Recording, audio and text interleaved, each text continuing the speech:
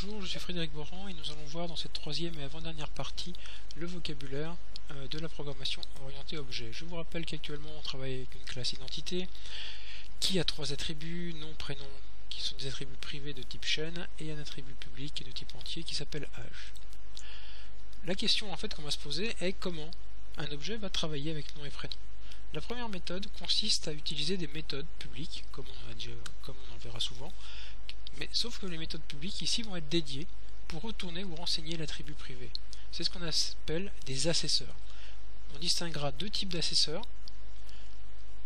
Un assesseur de type get qui va retourner la valeur contenue dans un attribut privé, c'est-à-dire le rendre accessible, le rendre visible par l'utilisateur de l'objet, ou alors un assesseur de type set qui va valoriser l'attribut privé.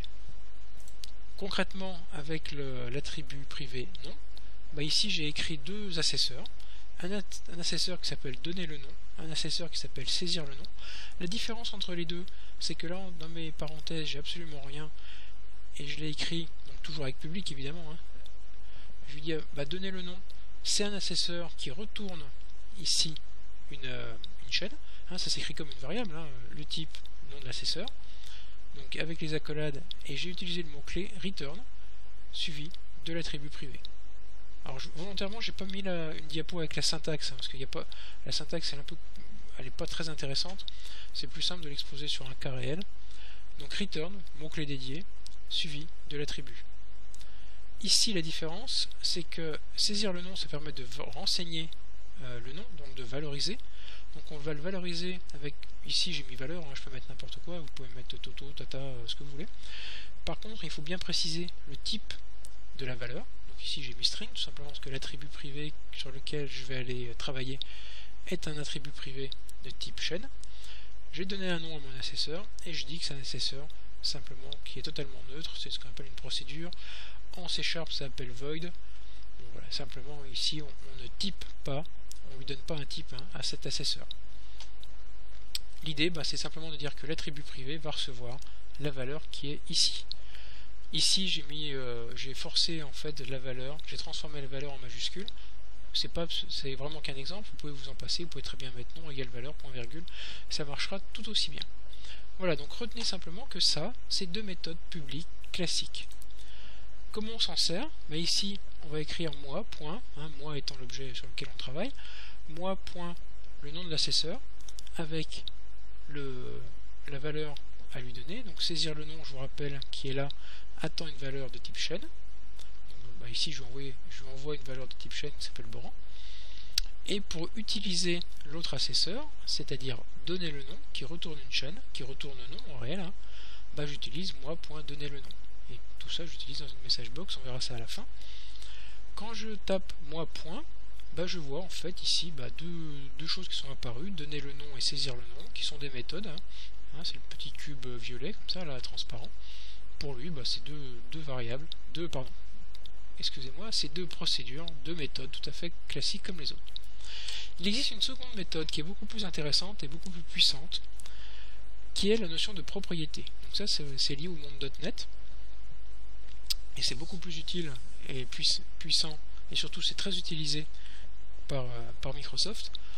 La déclaration, elle se fait très simplement. Donc ici, je vous ai mis la syntaxe, toujours avec public, suivi du type de la propriété, suivi du nom de la propriété. Accolade ouvrante, accolade fermante, et à l'intérieur, vous allez définir le get et ou le set. Alors quand je dis et ou, c'est que vous pouvez très bien avoir des propriétés qui sont ici uniquement avec un get. Donc si ça fait juste un return de l'attribut privé, ça veut dire que vous êtes sur un attribut qui est en lecture seule.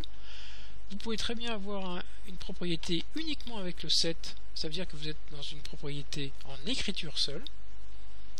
Et vous pouvez très bien avoir, c'est ce qui sera notre cas aujourd'hui, avec un get et un set, ce qui veut dire que vous êtes sur une propriété qui est en lecture, écriture. On trouve ici quelque chose qui n'apparaît absolument nulle part dans ma syntaxe, value. Alors j'insiste bien, c'est value, c'est pas valeur, c'est pas ma valeur à moi ou Toto Tata, c'est value, c'est un mot-clé réservé, tout comme return ici. D'accord? Donc return et value sont deux mots-clés réservés. Comment on l'utilise? Ici j'ai créé une propriété qui s'appelle le prénom. qui est de type chaîne. Le get retourne prénom et le set valorise prénom avec la valeur que je vais utiliser sur le prénom. Donc ça là, je pense que vous voyez pas forcément bien comment ça marche. Ben, ça marche très simplement. Quand vous écrivez moi.leprénom égale Frédéric, vous utilisez en fait de façon assez naturelle le set prénom égale value. Vous voyez que ça n'a rien à voir avec cette écriture là, moi.saisir le nom Boran. Ici, ben, j'utilise le prénom tout comme l'attribut public âge. Ce qui est intéressant, quand vous faites moi point, vous voyez ici âge qui est un attribut public, toutes les méthodes publiques, et ici il est apparu le prénom, ma propriété, et regardez bien le symbole qui est devant, c'est une sorte de petite clé à molette. Cette clé à molette, vous la connaissez déjà, c'est en fait toutes les propriétés que vous avez déjà utilisées sur les composants Microsoft, tels que le textbox, les boutons, etc., etc. Donc ça c'est quelque chose de très classique que vous avez déjà utilisé sans forcément savoir d'où ça venait. Ben voilà, maintenant c'est dévoilé, c'est simplement une propriété qui est dans une classe. Petite démonstration, normalement elle est où ma démo ? Voilà, vous avez ici le code que je vous ai mis, donc saisir le nom Boran, moi le prénom égale Frédéric.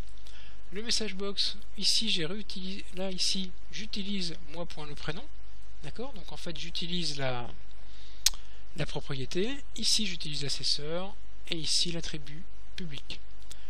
Ma classe, on verra comment on la crée, hein, mais vous voyez que c'est en fait c'est un résumé de tout ce qu'on a fait là, mes deux assesseurs, et ma propriété le prénom, avec return, et ça.